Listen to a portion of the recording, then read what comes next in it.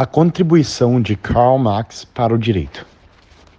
Um dos mais influentes sociólogos de todos os tempos, Karl Heinrich Marx, nasceu no ano de 1818, no Império Alemão, mais precisamente na Prússia. Karl matriculou-se na Universidade de Bonn, onde iniciou o curso de Direito. No entanto, o interrompeu, pois seu interesse maior concentrava-se nos estudos de História e Filosofia. Durante seus estudos, Marx preocupou-se em estudar e criticar o principal marco da época, a Revolução Industrial e seu sistema social.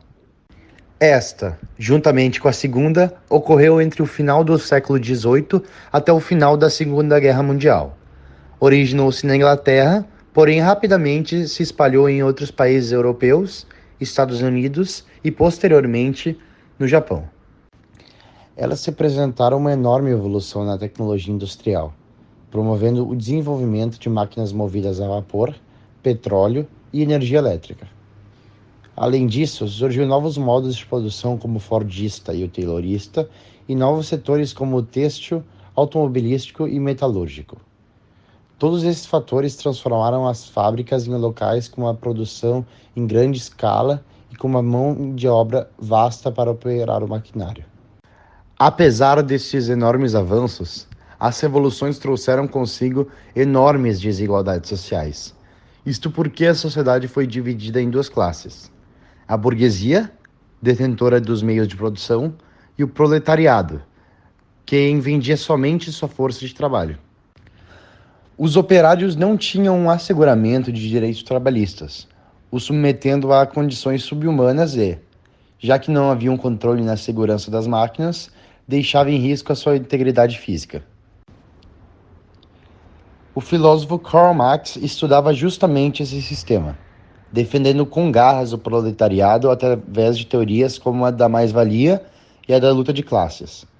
A primeira Karl Marx abordou em sua obra O Capital, considerada por muitos como a obra mais importante do filósofo alemão. A mais-valia está diretamente relacionada com a força de trabalho, o tempo gasto no trabalho e com o lucro gerado. Marx, ao analisar a relação entre o empresário e o funcionário, percebeu que o trabalho do empregado não é convertido em valores monetários reais, o que acaba causando uma desvalorização do trabalho. Basicamente, a mais-valia é a diferença entre o valor produzido e o salário pago ao empregado pelo trabalhador. Portanto, ela é a base da exploração da classe operária em uma sociedade capitalista. Logo, existem dois tipos de mais-valia: a absoluta e a relativa. Porém, as duas são estratégias que o capitalista pode adotar para ampliar a sua taxa de lucro. Já a luta de classes é um fenômeno social, onde existe uma tensão entre pessoas ou grupos de classes sociais distintas, devido a interesses socioeconômicos e desejos do indivíduo na sociedade capitalista. A obra O Manifesto Comunista, de Karl Marx e Friedrich Engels, relata que a história de todas as sociedades é a história da luta de classes e que os conflitos entre classes são o grande motor que move a história. Além disso, Engels completa dizendo que as classes sociais são nada mais que os produtos das relações econômicas. Por isso, para Marx, esta luta é importante, pois possibilita radicais mudanças sociais. Tal luta ocorre devido ao modo de produção e distribuição de riquezas na sociedade, pois a classe oprimida se une contra os opressores e, eventualmente, os derruba e assume o seu posto. A visão mais difundida no meio marxista acerca do direito é a que, por ele ser parte do sistema, Marx o toma como um mero reflexo das relações econômicas da sociedade. Karl Marx organizou uma tese em que o direito, como regra de conduta coercitiva, nasce da ideologia da classe dominante, que é precisamente a classe burguesa. O direito é percebido como síntese de um processo dialético de conflito de interesse entre as classes sociais, que Marx denominou de luta de classes. Juntamente com Engels, sustentava que essa superestrutura organizada tinha apenas a finalidade de institucionalizar a opressão de uma classe sobre a outra, por meio da relação de trabalho entre o opressor e o oprimido e a relação com o capital. As forças produtivas e as relações de produção condicionam as formas de consciência e a superestrutura jurídica da sociedade.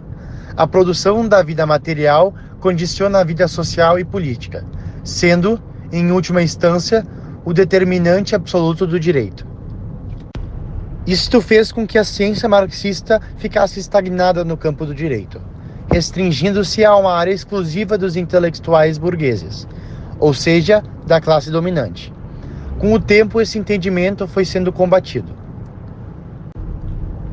Em geral, Karl Marx considera que o dever do jurista é a garantia dos fins do Estado democrático de direito, isto é, a igualdade perante a lei e a garantia da dignidade individual. Sendo assim, é evidente que a obra de Marx é de suma importância para a sociedade atual, seja na filosofia, na economia política ou no direito. Ela, além de dar apoio ao proletariado e denunciar uma guerra ininterrupta entre homens livres e escravos, patrícios e plebeus, burgueses e operários, enfim, entre dominantes e dominados, fala de Marx e Friedrich no Manifesto Comunista e inicia uma mudança através da Revolução Proletariada. Portanto, é possível desconsiderar o pensamento do Marx como um papel modificador e crítico da sociedade.